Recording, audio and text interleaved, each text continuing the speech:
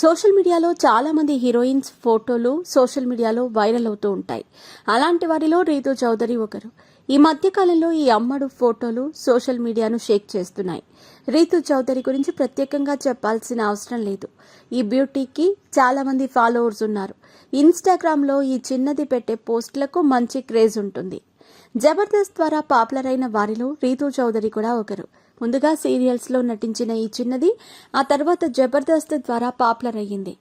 అంతకుముందు singer యశస్వికి stage పై hug ఇచ్చి love proposal చేసి హాట్ టాపిక్ అయ్యింది. బిజీగా గడుపుతున్న లైఫ్ లో చిన్న బ్రేక్ తీసుకుని ఎంజాయ్ చేయాలి అనుకుంటున్నారా? అయితే వెంటనే ఆర్వే వెకేషన్స్ ప్రైవేట్ లిమిటెడ్ ని సంప్రదించండి. మరిన్ని డీటెయిల్స్ కోసం సంప్రదించండి 7997979960.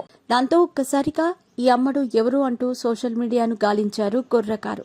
ఈ అమ్మడు జబర్దస్త్ లో కొన్ని షోల్లో కనిపించింది. ఆ తర్వాత పలు టీవీ షోలలోనూ మెరిసింది.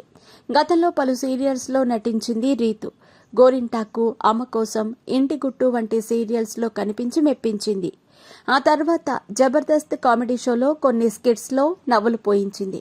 ఇక సోషల్ మీడియాలో తన అందాలతో కుర్రాళ్ల మతి పోగొడుతుంది. ఈ వయ్యారి భామ రీసెంట్ గా ఊహించని చిక్కుల్లో పడింది. 700 కోట్ల భూ స్కామ్ లో రీతూ చౌదరి పేరు బయటకు వచ్చింది.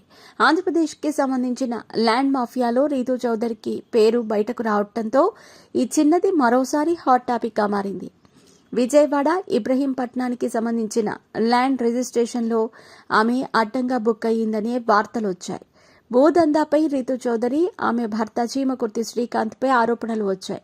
అయితే ఈ వ్యవహారంపై శ్రీకాంత్ మాట్లాడుతూ తన భార్య రీతూ చౌదరి పేరు మీద ఉన్న ఆస్తులు తాను సంపాదించినవే అని అన్నారు. దాంతో అసలు రీతూ చౌదరికి పెళ్లయిందా అనే ప్రశ్న మొదలైంది. తాజాగా ఓ టీవీ ఛానల్ డిబేట్లో పాల్గొన్న రీతూ అసలు విషయాలు బయటపెట్టింది. తనకు పెళ్లయ్యిందని క్లారిటీ ఇచ్చింది. 2022లో మేము పెళ్లి చేసుకున్నాం. 6 నెలల తర్వాత విడిపోయాం. ప్రస్తుతం విడాకులు కోర్టులో ఉన్నాయి. 1.5 ఏడాది క్రితం విడాకులకు అప్లై చేసుకున్నామని తెలిపింది రీతూ చౌదరి. విడాకులకు నేను ఒప్పుకున్నాను, కానీ అతను ఒప్పుకోలేదు. అందుకే ఆ కేసు ఇంకా కోర్టులోనే ఉంది అని తెలిపింది. నేను శ్రీకాంత్తో రిలేషన్లో ఉన్నప్పుడు రియల్ ఎస్టేట్ చేస్తాడని మాత్రమే తెలుసు. అలాగే మేము ఎక్కువ రోజులు కలిసి ఉండేవాళ్లం కాదు. నేను నా షూటింగ్స్కి వెళ్లేదాన్ని. నెలలో వారం రోజులు మాత్రమే కలిసి ఉండేవాళ్లమని చెప్పింది.